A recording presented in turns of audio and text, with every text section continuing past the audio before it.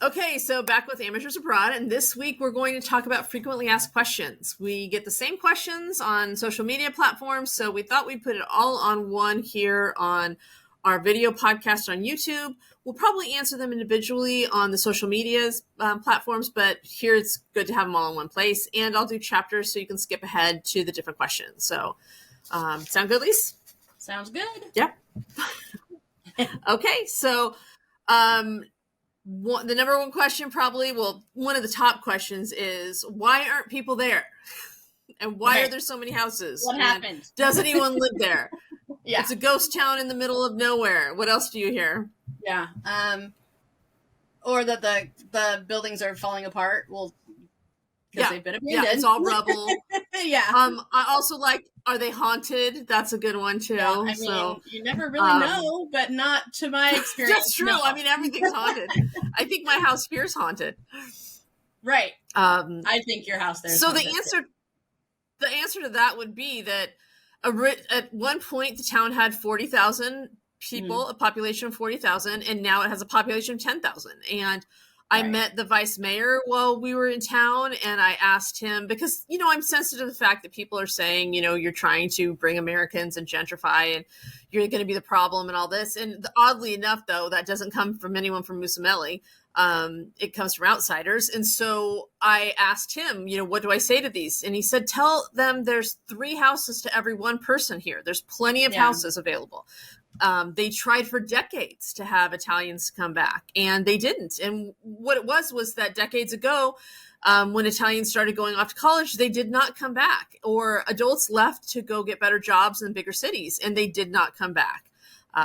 So that's the number one thing. They just didn't come back. They've tried to repopulate with Italians, and it hasn't worked. So now they're appealing to foreigners. And when I say foreigners, it doesn't mean Americans, because as Lisa, as you saw, Americans aren't the number one expat and foreigner in the area. It would be Argentinians first, and then UK, Brits, and then Americans, I would say, Canadians, Swedish, what else? Central America, Morocco. What else? I know I'm missing a bunch. Yes, there was. Yeah, Morocco. Huh. I'm trying to think of all the of everybody. Honestly. Yeah.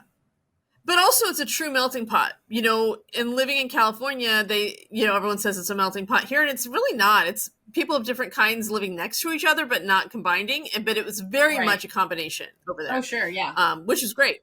Yeah, I really liked it. Yeah.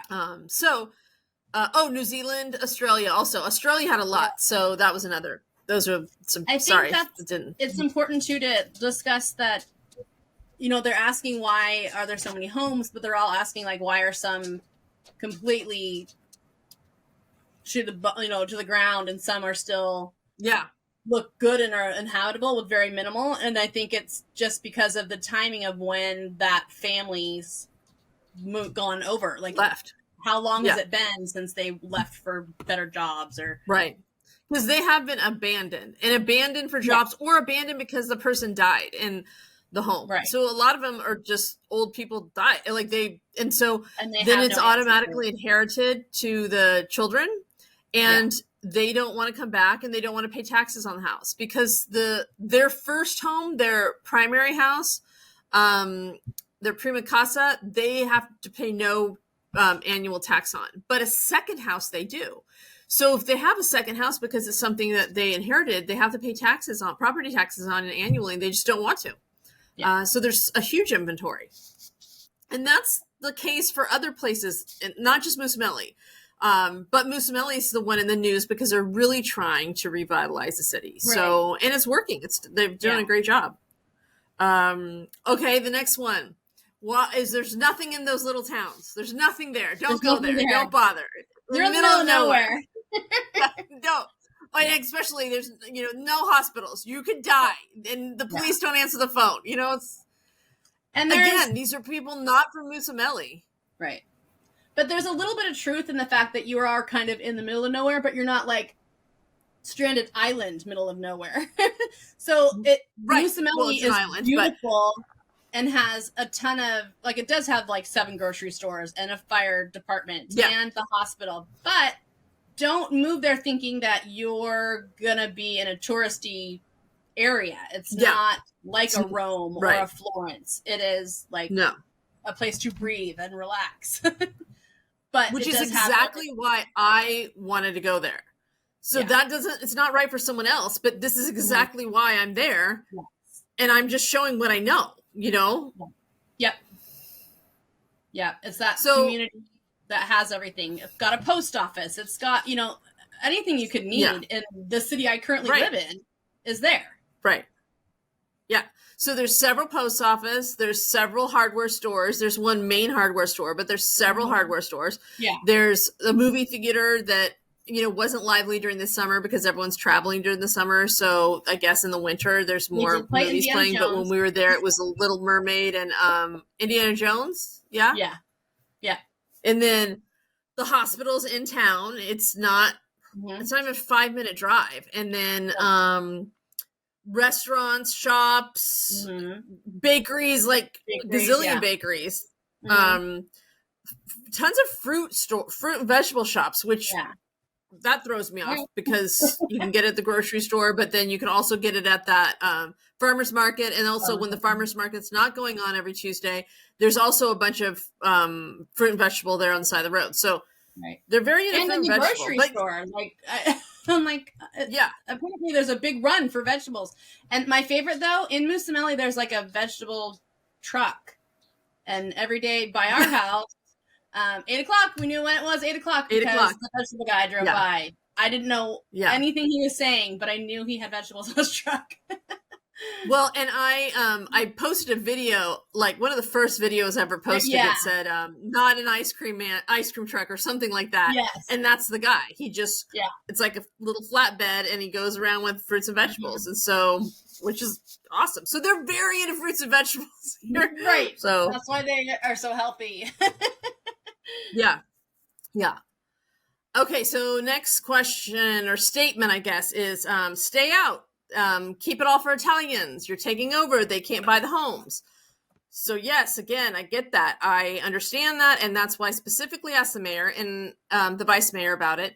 And again, he said, we have tried to have Italians come back. They're not coming back. We opened it up to foreigners to revitalize the town.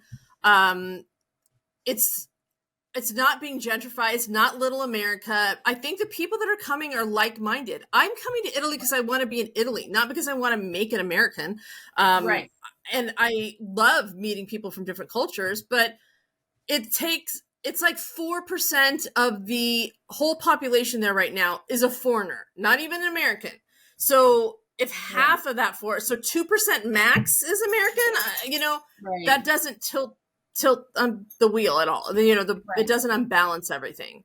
But I get it. But I also think that the people in Mussomeli, so yes, I talked to the politicians. Of course, politicians are going to say, bring them here, because they want the money for their town and all that. I get that. But then I also talk to Italians, and I'm talking to Italians that I'm not paying to work on my house or paying for this or any kind of commerce, like regular people at restaurants, people I've made friendships with, because I've made friendships with Italians, and they all think it's great. Like, they don't have a problem with it at all. And so I think that it goes back to, unless you're telling me you're a local for Mussomeli, I don't know, suck it, because no one else has a problem with it. And if you're an American or a foreigner from Mussomeli and you're like, hey, we don't want anyone else, like, I actually mentioned that to a couple of Italians, like, oh, that would be the American thing to be like, oh, we're going to, Americans know better than Italians what they want there. Like, give me a break. And so they said, well, that would be very American to say something like that. So unless you're a local for Mussomeli, then,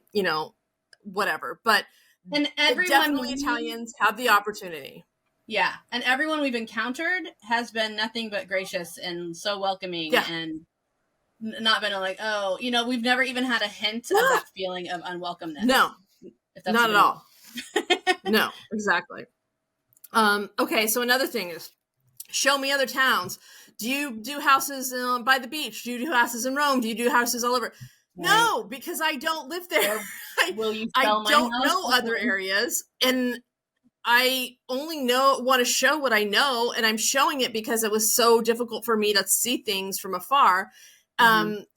Will we expand somewhere else? Maybe next summer I want to go to the beach towns, and yeah, that'd be super cool. But it'd be very easy to just, slap on a listing and, put it online, but I haven't seen it. You haven't seen it. Like, I'm not going to put something that we haven't actually seen because it's not authentic, and I don't want to be inauthentic. Well, it's not cheap to fly over there and check places out. So if we're advertising this and then you get there and it's like, want, like, that's totally.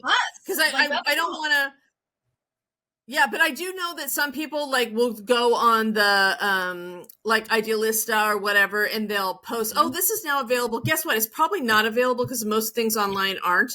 And they're just, I could do that, but I couldn't even tell you anything about it. So it's, that's just not going to happen. I get that they want other areas, but again, I'm not an agent. You're not an agent. We are not agents. We just want to show you what's available in the town that we're loving and that are trying to, entice foreigners to come. And it's been a great program that's worked really well. So, okay. Can you help me? We don't if we're in a different industry that wasn't like showing houses, we wouldn't just try peddling some like hair curler if we hadn't used it. Like we want to know what we're talking about before we're recommending it to anyone.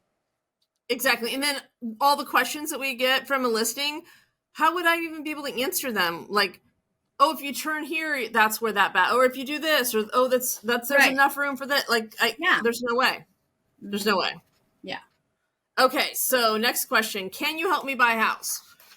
Again, not an agent. Lisa's not an agent, but I am absolutely loving matching people with houses, and it's fun, and I get to meet different people. So I'm trying to figure out a way to do that. And hopefully by the time this posts, then I'll have it worked out. But if you go to our website, theamateursabroad.com, there'll be a tab where it says something like consulting. And so I'd like to consult and help people find kind of like a relocation specialist, help you find a place. Also, the next steps would be, help you find a contractor, help with delivery, for furniture, things like that. So that's in the works for sure.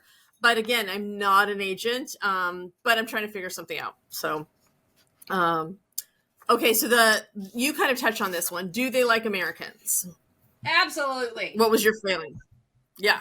Yeah. 100%. Like, they're so cute too, because if you show you're giving effort to speak Italian, they'll be like, okay, that wasn't what you were trying to say, but I will help you anyway. Sorry. Yes. My dog. But my favorite is when they just keep talking. Like, even though they know you can't understand, they just keep talking. I'll add hands this time, and then you'll understand. I'm like, yeah. But I wonder if that's what Americans do. How many times I look at you and like, help. Like, how do I make it stop? Because they keep speaking to me. But the translation apps use, you'd be amazed at how much you can say with charades. So that's pointing. And when people ask me, in my daily life, oh, so how was it? Like, were they welcoming? Totally. I said, we had a 2 to 3 hour dinner with our neighbors who do not speak a lick of English, and we don't speak Italian. But it was so enjoyable, and we had, it was a great time. Mm-hmm. Yeah, it was great. It was, the frustration though is because we would have had much deeper conversation had we known the language. So, and that falls on us. That doesn't fall on them. Mm-hmm. So that's my frustration. Plus, I love, eavesdropping on other people, and I can't when it's in Italian. And so, because there were many a conversation in the streets that we were like, what is happening? And we thought, even let's record this so we can, we can translation app it later. But they have no problem with Americans at all. And and sometimes they'll say, "Oh, an American bought that house." I'm like, those Americans, and they just laugh, and it's fine. Yeah. I think maybe the only time, when we order soda at dinner instead of wine or something, they're like, they're like, huh? Like, cafe? No. Cafe. But no, I haven't felt shunned or, you shouldn't be here. They're totally appreciative again that their town's being revitalized. So, So, okay. Another one. Can a U.S. citizen buy a house? Yes. A U.S. citizen can buy a house, but that doesn't mean that gives you any kind of residency. You can buy a house, but like me right now, I can only be there 90 days out of every 180 days. And so I'll go back and forth, and there is I have an app on the phone that's a calculator that tells me how many days I have left within the 180 days. So then without any kind of extended visa, like a student visa, work visa, or like a retirement visa, or even an investment visa, then you cannot stay longer than that. So buying a house, does it grant you residency? No, but one of the qualifications for your residency application is that you have a lease or an address. And so if you have a house, clearly that satisfies that. Also, on one of the types of visas, you have to make a certain amount of passive income in order to live in the country, and that's at 31,000 euro per year. And if you have your housing already taken care of, they will take into account. They're not saying officially, you could drop 500 off or you could do this. There's no official number, but they do take that into consideration. So yes, you can buy for the U.S. If your country has reciprocity with Italy, then you can buy a home there. But that, again, does not mean that grants you any kind of favoritism or residency. So that one. Can I buy remotely? Yes, you can buy a house remotely. Should you? Up to you. I know. You have your comfort level. But, I mean, Lisa, when you thought about Mussomeli and you heard about it and saw pictures from me, and then you go and see it in person, it's different still. Yeah. And even just knowing like how I don't want to say compartmentalized, but like each town is equally beautiful, but there's like gaps between. So even just to visualize, this is where that town is, this is where this town is. Like it's helpful to see and understand where you are to an airport, where you are to, Well, even when I said I live by the main piazza, and you're like, okay, there's pictures of that. But like now oh, okay, now two streets, boom, boom, boom, Yeah. So sure, you can do it remotely, and how it would work is that you find something remote, you contact the agent, they'll send you what's called a compromise, which is the contract. The contract is like literally 2 pages. You sign it, you send it back.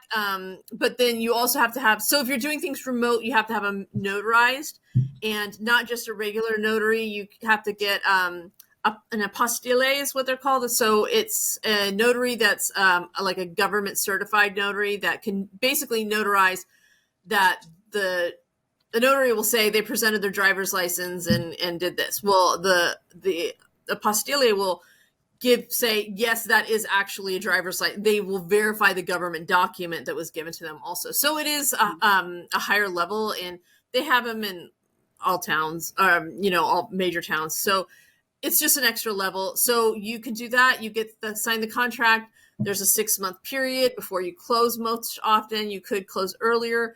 At the final signing, if you're not going to be there for this final signing, you then essentially give someone power of attorney, limited power of attorney, to sign for you in just that document. So you will have already signed the final document, and then they're just basically endorsing your signature, saying that in fact they've been granted the power to sign the final one for you. So you can do it remotely. How long can we stay? And I think we touched that. So how long we can stay if for US, you can stay 180, out of 180 days, you can stay 90 days.